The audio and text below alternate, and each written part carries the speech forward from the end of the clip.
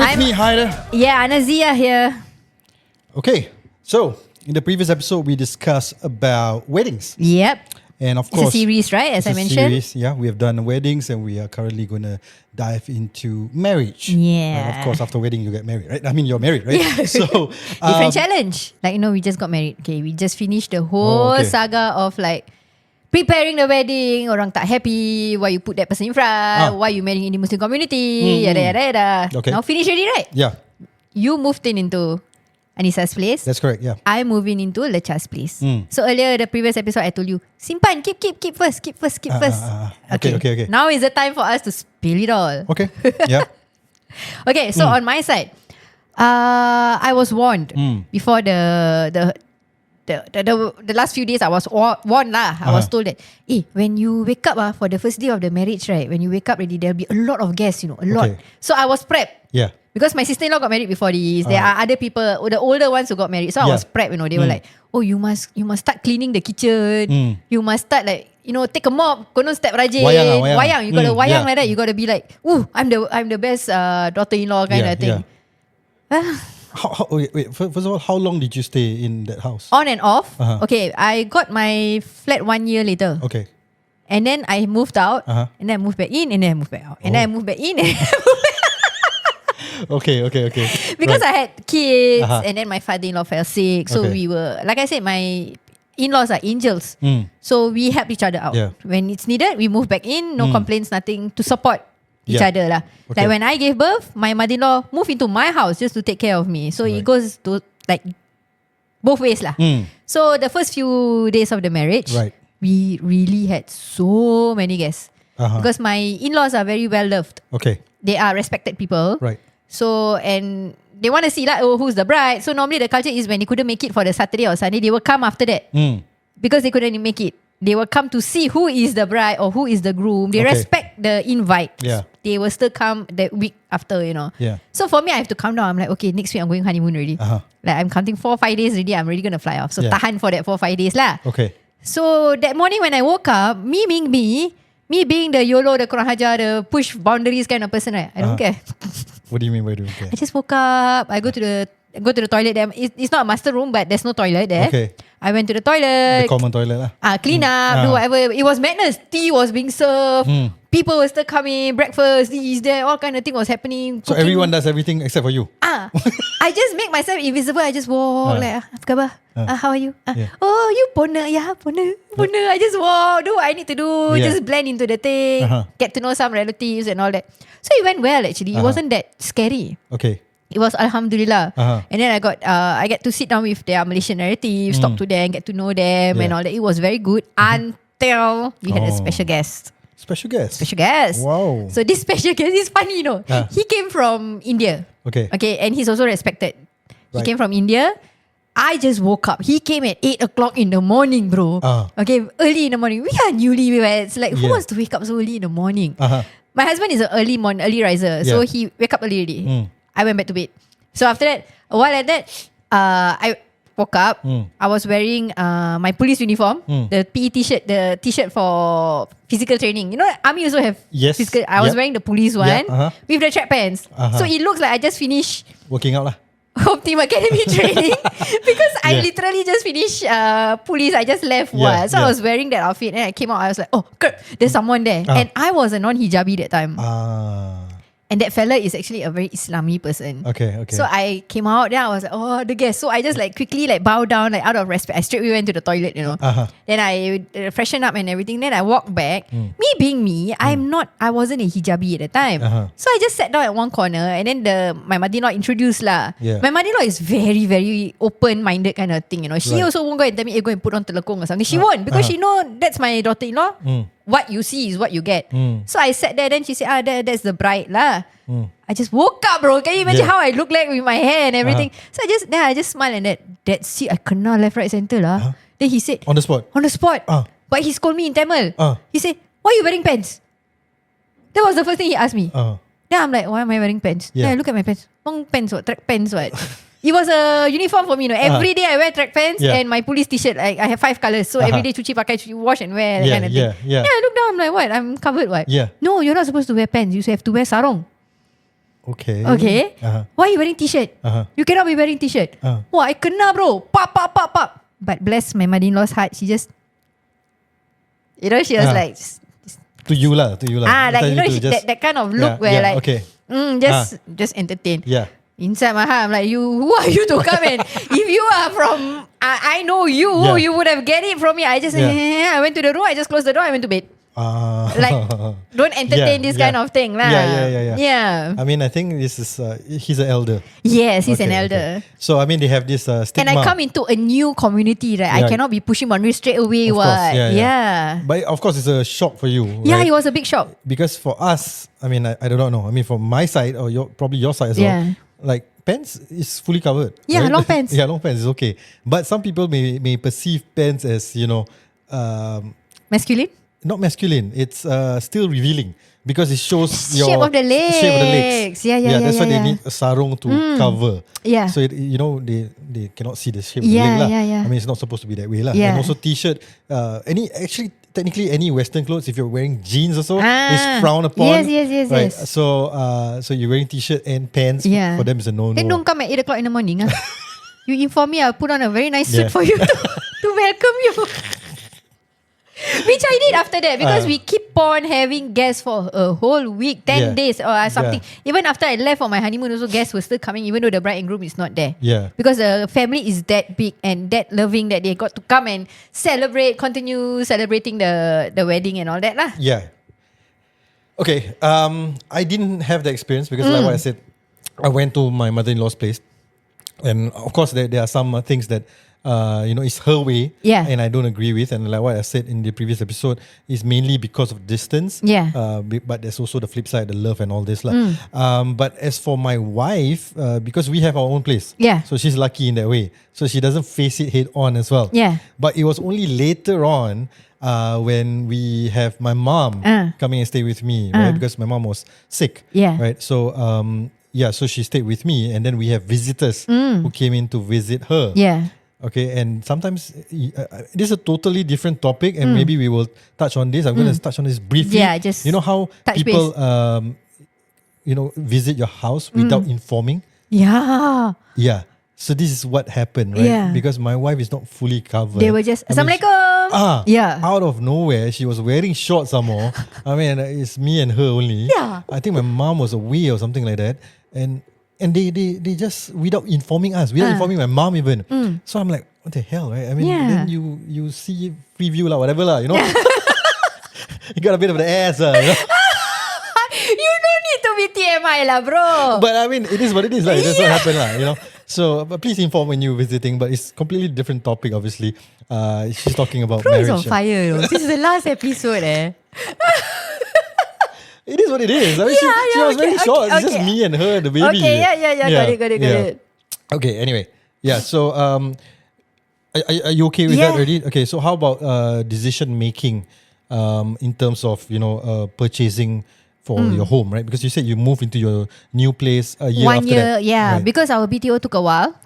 So I bunting pelamin. That means the moment I got married, that following month I got pregnant already. Oh, okay. So actually, thank God I was at my in-laws' house because I couldn't function. Right. My pregnancy, the first one was so bad that I was crawling around the house. The morning sickness was all the way for 9 months. Okay. So in a way, it was a blessing that I am So you got actually pregnant very early lah. Immediately the following. So that's why people, the banana and milk. I was waiting for that. I was waiting for you to pause. You talk too fast, it worked, right? So you have to respect some tradition, Did it work for you? Tell me, did it work for any of you? Did any of you putting plumbing because of the banana and the... It has to be. Anyway, you're saying,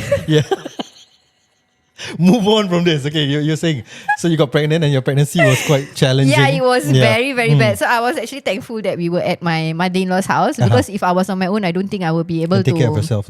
No, not possible.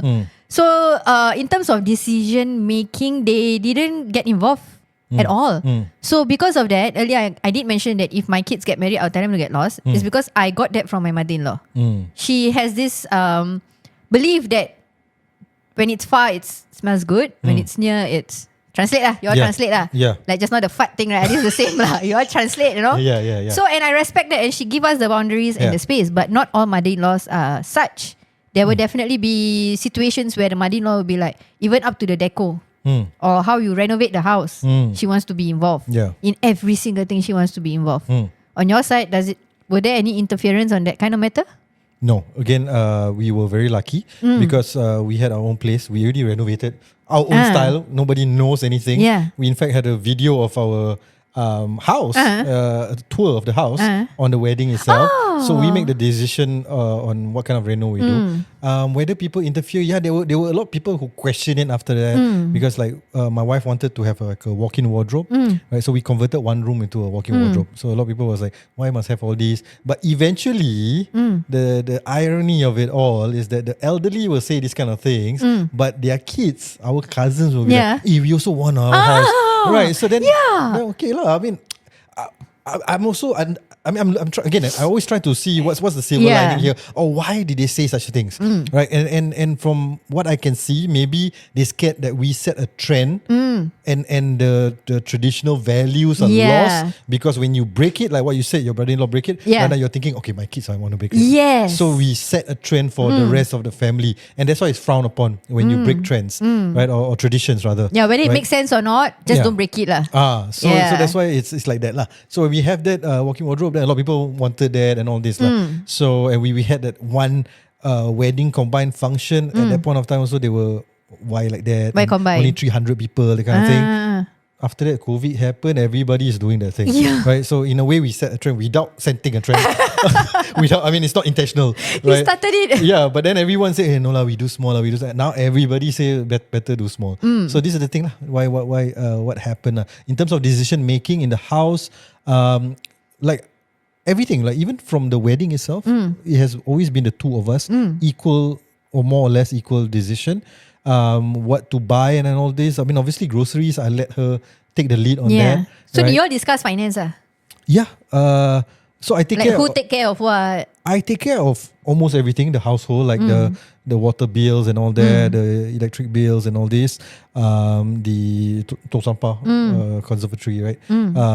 The internet and all this. So those are what I paid, and then I also give her a sum for the nafkah for the groceries and also for the helper.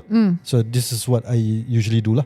Anything that she has more, if she want to spend on her kid, want to buy clothes for her or whatever, for us to go on trips or whatever, it's on her. Sometimes we will split that even. The trip also we will half it. Half. Yeah. So the luxury thing is usually half, and then the basic necessities is me. Which sounds actually everybody almost does that, right? Like for me also it was the same thing actually. So both of us had actually not much pay, and it was helpful that we were staying at our in-laws. There wasn't much expenses and all that for that first year, including when I gave birth to Mama, and also I was still there. So in a sense that we did manage to save up a little bit and all that, to the point where we had enough, and then when I had to quit, it was a joint decision. And I still remember the line where he said that, Inshallah, we will have until your end of the life, I will still take care of you. We just leave it, we try. And up to today, it's been I'm married 14 years, so about 13 years of being a stay-at-home mom until we start all this lah. So it is actually a joint decision. But there will be situations where the in-laws or other parents, I'm not saying ours, please guys, disclaimer again, this one conversation sec, no okay. No need disclaimer already so it's like they do get involved, and then they're like, hey, you're paying for everything, then your wife is also working, what is she paying for? Right. Or the husband is not earning so much, and then the wife is the one that is paying for everything. Then they will get involved, and then they will create the gulu-gulu inside. Then the whole marriage will become like stressful for the couple. I think at the end of the day, I've said this so many times, it is about the couple, how they handle it. People from outside, don't interfere in their affairs lah. If you see your son or your daughter, you think is being mistreated, I mean, you have a chat with the air quotes is very real. You have a chat with your daughter or son, right? And then see what the feel is like. Is he really feeling that way? If he or she is feeling that way, then okay lah. Then you can give your advice lah. But if they're not and they're happy in their marriage, then why make trouble out of nowhere?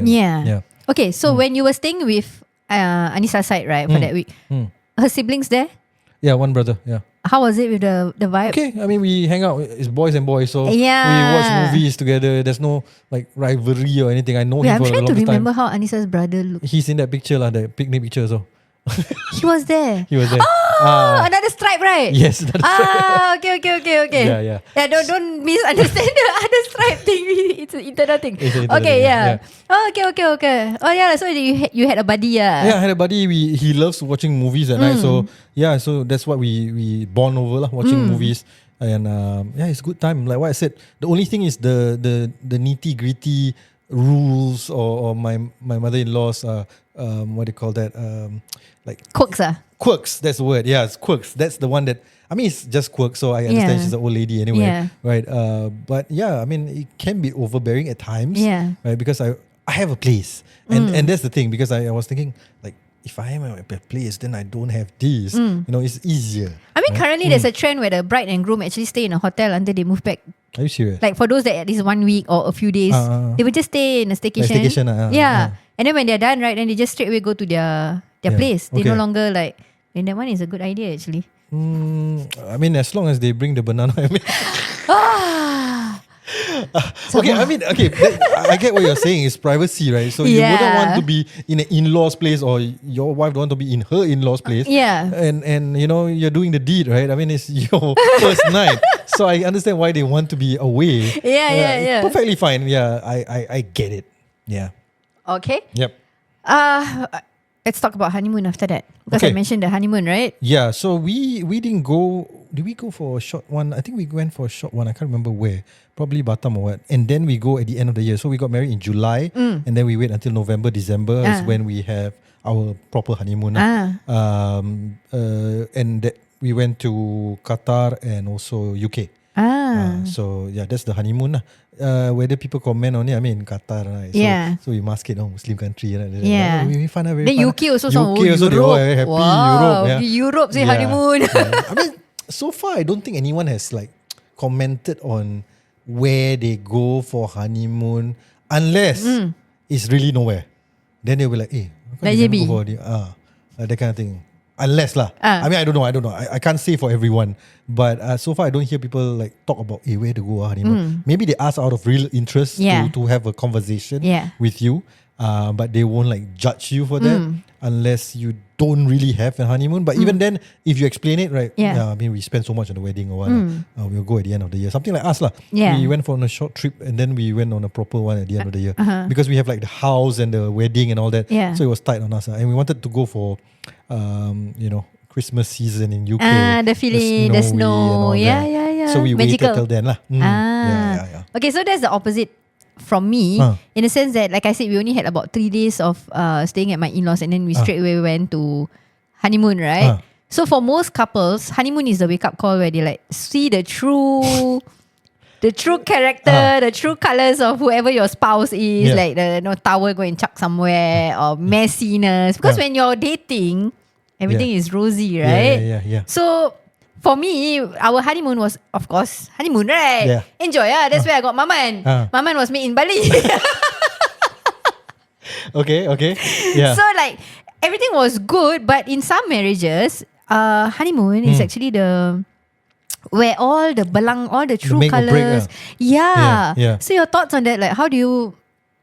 I've heard of horror stories where at the honeymoon itself, they get to see like suddenly party too hard, suddenly messy, suddenly snore like nobody business, or dirty in the toilet. Yeah, I mean because so there's a few ways to look at it. One is when you're traveling, that's where you unravel the real person. You just together. staying with that person, and on top of that you're We are traveling. traveling, so double blow. that's why I say there's a few layers to Yeah. it. Staying in the person, so we stayed together in our place. Right? You had that. So we had our own time lah. So Yeah. our belang would have come out because there's no in-laws or How was whatever. it adapting during that period? It was one of the best time actually.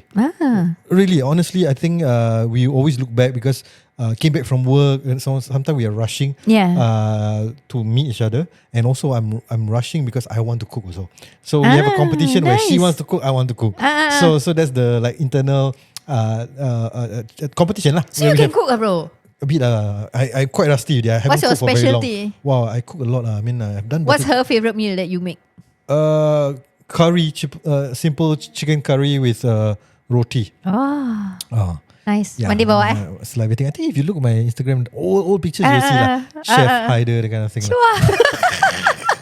I did a few things. I did butter chicken as well. But yeah. Nice. Yeah. Okay, anyway, so that's one of the perks that we get, and then we have our own time, right? It's our honeymoon period, essentially. Whether we unravel each other's the other side of it, right? We found out quite early already. I mean, I already know she's quite messy and all this. Yeah. Because, of how you observe. I mean, I think it will be, unless that person really hides it, right? Very well, then it will be a shock to you. Yeah. But sometimes you can see, like, even going out, you can see, like, my girlfriend / my wife now, she leaves things around. So I know she's a bit forgetful in that way. So I already spot that from the start. So when we go on our honeymoon, I already see these are the things that I have to look out for. And likewise, she see the different side of me where I spend a lot of time in toilet. You also? Yeah. So she Why? already saw it. Why men spend so long in the toilet? What you do inside there? Are we trying to seek inspiration? Meditate. Inspiration from Satan. The old folks say they will take the thing they will put on your head. Joking. Yeah, so that's that. As in, it didn't.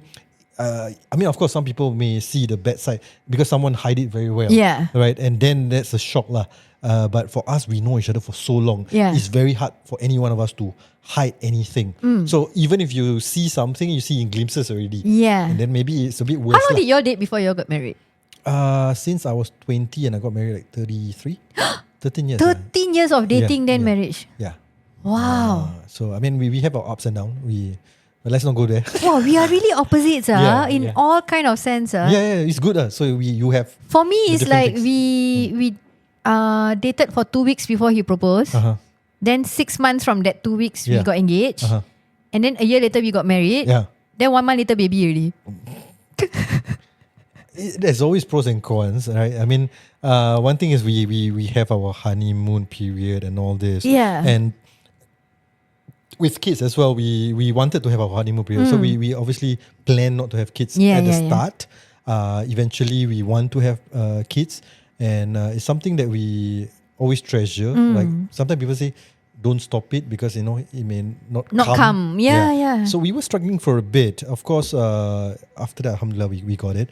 Right, but at that point of time, obviously your mind will be thinking like, is it because for that 1-2 years we didn't try, so now we are having challenge. But I think it's normal. It's human body, and we're not very young. I mean, we're not very old either. Yeah. But yeah, so that's the thing lah. Yeah.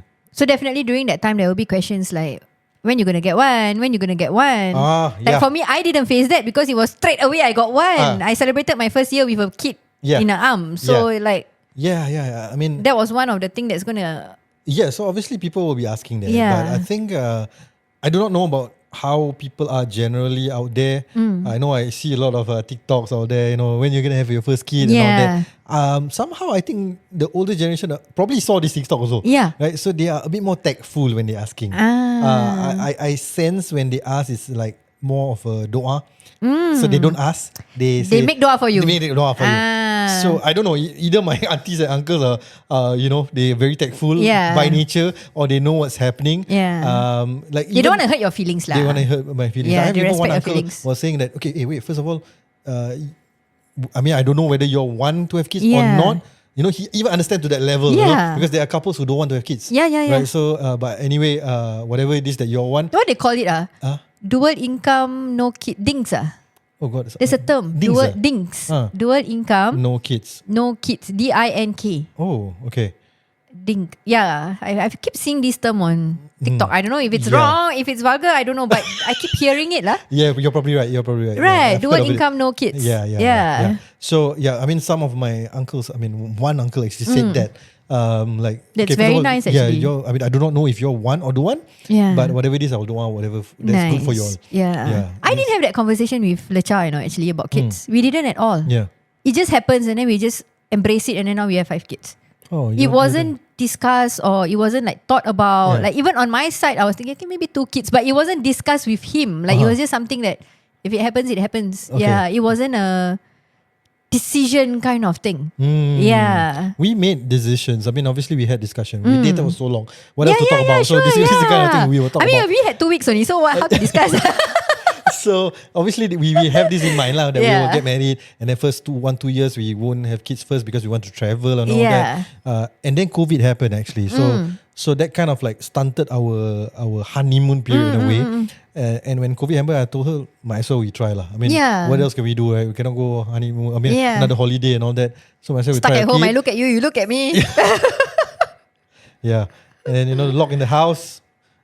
There's only bananas. I was waiting. This whole episode is going to be sponsored by bananas. Bananas in pajamas. So we had those what do you call that discussion? All right, so I'm going to touch on Wait, just now you asked me, right? Whether any uncles or aunties or even machi-pachis, right? Ask whether you're going to have kids. Yeah. In your case. You got to bring it up. Obviously, you went through 1, 2, 3, 4, 5. I had to hide my pregnancies. I had to hide it. Right. It was very painful, but I had to hide it. So my first one was celebrated very well. It was like, whoa. Yeah. Second had it one. early some more. So it was like, pump straight away, right? Then, and then rumors came out that actually too, because it was like my December. You give banana after what? You give before then can lah.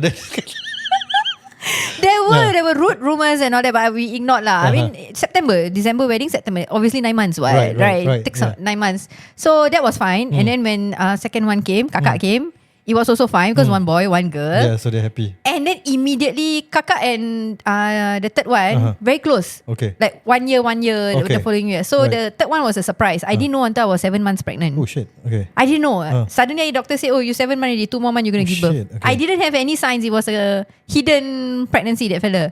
Until today, so he's always hidden. Is this just him? Yeah. So when I had the third one, they were like starting to, you're very free, you're very free, Then the fourth one came. The fourth one was planned because I was thinking, okay, 1 boy, 1 girl. So then one boy, maybe get 1 more girl. Then just nice, like and we are doing okay, alhamdulillah. We have the rizki and all that. And every kid brought rizki. Every single one of my kids, alhamdulillah, it really brought rizki. When the old folks say that, a child membawa rezeki, it really, really meant it happened for me. So I had that faith that it will be fine. But when I went for a majlis, there was a wedding. I was already pregnant with my number 4. Even when I took my photos for my degree, I mentioned I was pregnant when I was taking my degree. I had to hide it, because at that moment I was seated. Then people were advising me to use caution, like protection. Okay. Cukup lah. You're already so skinny. You're unhealthy. And I was already 6 months pregnant at that time. And you're telling me this. How would I feel? Would I want to come and tell you my good news? I didn't. So I hid my pregnancy. Yeah. And some more you were studying, so they will be like thinking, why study and then pregnant at the same time? Yeah. Even when I went on stage, I had to find an abaya to wear for my convocation, right? Just so that I can hide my belly in the photos. We had to hide that pregnancy. Then when I gave birth also, I didn't inform anyone. I just told my mother-in-law, no need to tell anybody. Nobody has to come. Just me and my child, just leave us alone. And then comes the 5th one. So when the 5th one came, that was the one that broke the camel's back. They literally go to my face and say, stop it. Oh. Literally. Literally just said, stop it. Like, these are the relatives or your in-laws also say that, or your parents say that? My in-laws didn't. They celebrate. They celebrate They want more lah. Actually, if it's up to my husband, I would have 12.